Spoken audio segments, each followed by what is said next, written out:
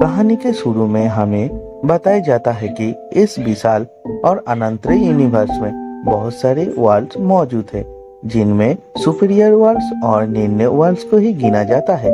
और इन दोनों वर्ल्ड्स के बीच में जो रास्ता है उसे स्टार आई से ब्लॉक रखा गया है। यदि अगर कोई निम्न वर्ल्ड का इंसान सुपीरियर वर्ल्ड में जाना चाहता है तो निम्न वर्ल्ड का सबसे स्ट्रॉन्गेस्ट व्यक्ति को मीटियोर शॉट की उपयोग करते हुए स्टार आई को नष्ट करना होगा, तभी वो सुपीरियर वर्ल्ड में जा सकता है। फिर हमें निम्न वर्ल्ड की स्ट्रॉन्गेस्ट व्यक्ति थर्ड यंग मास्टर सेन के बारे में बताया जाता है, जिसकी शॉट एनर्जी 13,000 तक पहुंच गया था। साथ ही शॉट की ऑरा 19 लैंड्स को भेज सकता था। फिर कहा जाता है कि 10,000 साल पहले मार्शल आर्ट्स की दुनिया में बहुत सारी घटनाएं थर्ड यंग मास्टर सेन के साथ जुड़ा हुआ है, जो मार्शल आर्ट्स की दुनिया पर आने के बाद कोई भी लड़ाई नहीं हारा था। फिर हम एक शानदार सी फाइट को देखते हैं जो चिरी माउंटेन के ऊपर डेविल सेक का एल्डर रेनकोट मैन के साथ थर्ड यंग मास्टर सेन के बीच हुआ था, जिसमें डेविल सेक का एल्डर सेन जेनाई से वाइनजंग शॉर्ट सूत्र को मांगता है, जिसके बदले वो परित्यक्त शॉर्ट मैनर की 160 लोगों को नहीं मारेगा। और ये बोलने के साथ ही सेन जेनाई के ऊपर अटैक कर देता है, जो देखकर थर्ड यंग मास्टर सेन जेनाई अपने शॉट से उस अटैक को रोक लेता है। फिर दोनों में बहुत ही खतरनाक लड़ाई शुरू हो जाता है, जिसमें देखते हैं कि दोनों एक दूसरे के ऊपर बहुत ही पावरफुल अटैक करने लग गया था। तभी सेन जेनाई डेविल सेक के एल्डर की इतने पावरफुल अटैक को देखकर सोचने लगता है कि इस दुनिया के इतने स्ट्रॉन्गेस्ट व्यक्ति होकर भी इसे मीटियर शॉट के बारे में पता नहीं है। फिर हमें बताया जाता है कि इन दोनों की शॉट एनर्जी इतनी ज्यादा थी जो बहुत ही दूर से देखा जा सकता था, और जिस वजह से पूरे के पूरे चिरी माउंटेन भी तबाह हो गया था। लेकिन डेविल सेक के एल्डर के इतने पावरफुल डेमोनिक टेक्निक के बावजूद भी वो थर्ड यंग मास्टर सेन जेनाई के हाथ से मारा जाता है। फिर सीन चेंज होता है, जहां हम एक ओल्ड मैन को देखते हैं जो ये सारी घटना को कुछ लोगों को बता रहा था। फिर ओल्ड मैन कहता है कि कोई नहीं जानता है थर्ड यंग मास्टर सेन कहाँ पर है, क्योंकि उस लड़ाई के बाद थर्ड यंग मास्टर सेन बहुत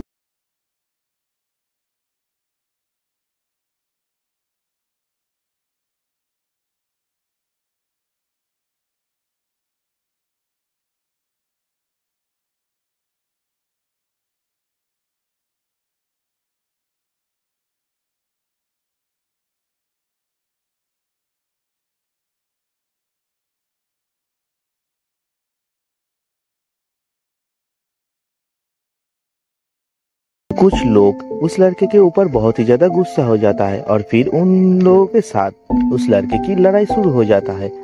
फिर हम एक मास्क पहने हुए लड़के को देखते हैं जो बहुत ही तेजी से माउंटेन के पीछे जा रहा था। फिर वो एक पेड़ के पीछे छुप जाता है, जहां हम थर्ड यंग मास्टर सेन जेनाई को देखते हैं जो बैठे हुए चाय पी रहा था। तभी सेन जेनाई उस लड़के को महसूस कर लेता है और कहता है कि तुम मुझे यहाँ पर मारने के लिए आए हो, फिर भी तुम झाड़ी में क्यों छुपे हो। जिसे सुनकर वो लड़का बहुत ही ज्यादा हैरान हो जाता है और सोचने लगता है कि इसे तो मार्शल आर्ट नहीं आता है, फिर इसने मेरे लोकेशन का कैसे पता लगाया। तभी हम जानते हैं ये लड़का लंग के टेम्पल का एक डिसिपल है। फिर सेन जेनाई उससे कहता है, मैं अपनी शॉर्ट कॉन्फिडेंस से अंदाजा लगा सकता हूँ कि तुम अनजाने में ही लंग के टेम्पल का किलिंग शॉट टेक्निक का कल्टीवेट कर रहे हो, और तुम वाकई में एक स्ट्रॉन्ग और मेहनती कल्टीवेटर हो।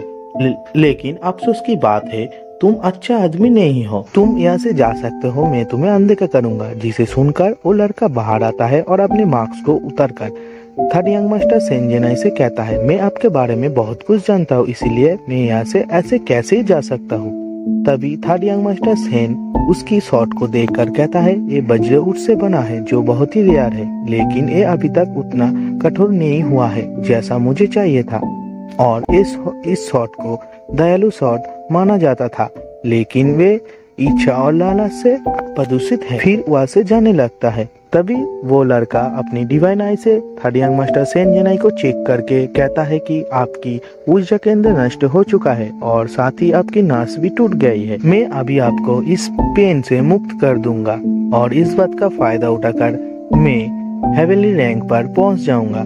फिर वो लड़का अपने किलिंग शॉट को बाहर निकाल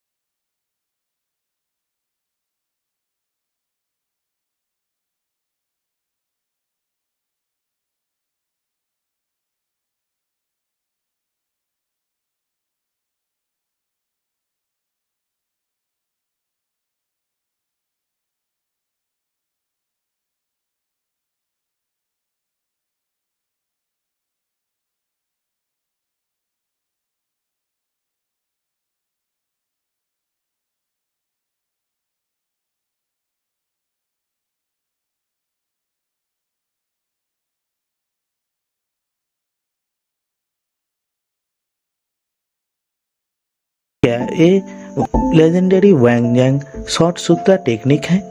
तभी सेन जेनाई उसे बताता है, तुम नहीं जानते हो, किलिंग शॉट असल में अपनी दया और करुणा से बुराई को खत्म करती है। तुमने गलत सोच लिया कि इसे कल्टीवेट करने के लिए हत्या करना पड़ता है। तुमने गलत रास्ता अपनाया और ऐसे करके तुम कभी भी अपने मंजिल तक नहीं पहुंचोगे। जिसे सुनकर वो लड़का कहता है, मैं 20 साल से कड़ी मेहनत कर रहा हूँ, लेकिन अंत में ये कुछ भी नहीं है। और सेन जेनाई से कहता है, आप मुझे मार दीजिए।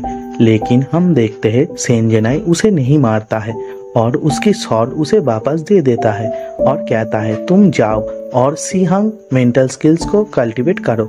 और हाँ, तुम 3 साल में कोई भी हट और हत्या मत करना, फिर तुम आसानी से ब्रेक थ्रू कर जाओगे। जिसे सुनकर वो लड़का थर्ड यंग मास्टर सेन को ग्रीट करते हुए कहता है, आपको बुद्ध ने मुझे रास्ता दिखाने के लिए भेजा है। प्लीज आप मुझे अपना डिसिपल बना लीजिए और मुझे सिखाइए। मैं आपको फॉलो करूंगा और कल्टीवेट करूंगा और अपने सारी गलतियों का प्रायश्चित भी करूंगा। जिसे सुनकर थर्ड यंग मास्टर सेन उससे कहता है, तुम अब जाओ। तभी वो लड़का कहता है, ठीक है, मैं अगली बार आकर आपसे माफी के भीख मांगूंगा। फिर उस लड़के के जाने के बाद सेन जेनाई कहता है, मैंने जीयू में सारे मास्टरों से लड़ाई की है, लेकिन मुझे अभी भी मीटियोर शॉट नहीं मिला है और मैं उन सबको यहाँ पर लाने के लिए वैंजैंग शॉर्ट सूत्र को चारे के रूप में इस्तेमाल करता हूँ, लेकिन मेरा ये प्रयास भी व्यर्थ है। मुझे लगता है एक नया तरीका ढूंढना पड़ेगा। तभी उसके पास सेन बाई आ जाता है, जिसे देखकर सेन जेनाई उससे कहता है, क्या मैं आपसे कुछ मांग सकता हूँ? फिर सीन चेंज होता है। फिर हम परित्यक्त शॉर्ट जागीर के टाउन में एक नोटिस को देखते हैं, जिसे देखने के लिए बहुत सारे लोग वहाँ पर आ गया था और बताया जाता है कि परित्यक्त शॉर्ट जागीर कल ओपन होगा और थर्ड यंग मास्टर सेन जेनाई अपने लास्ट डिसिपल को चुनेगा और उसकी फैमिली बैकग्राउंड के परवाह किए बिना ही डिसिपल को वैंजैंग शॉर्ट सूत्रा की यूनिक स्किल से सम्मानित किया जाएगा। जिसे सुनकर एक आदमी कहता है कि फैमिली बैकग्राउंड के परवाह किए बिना, क्या इसका मतलब दूसरे सेक्ट के डिसिपल भी इसमें भाग ले सकता है? तभी हम एक ओल्ड मैन को देखते हैं, जिनके नाम मास्टर लियोरो था, जो कहता है, लियांग सेक्ट हमेशा अपनी टेक्निक पर प्राउड करता है।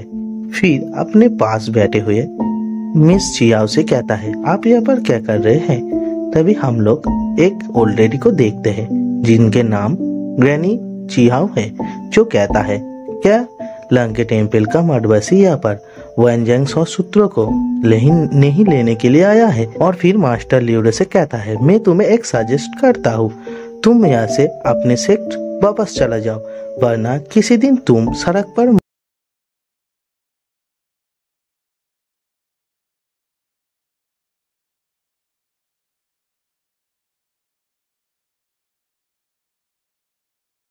ओल्ड लेडी की सारी स्टूडेंट भी गुस्सा हो जाता है और उन लोगों में फाइट होने ही वाला था। तभी वहाँ पर हम एक क्यूट सी गर्ल को देखते हैं, जिसके साथ ही वे एपिसोड यहीं पर खत्म हो जाता है।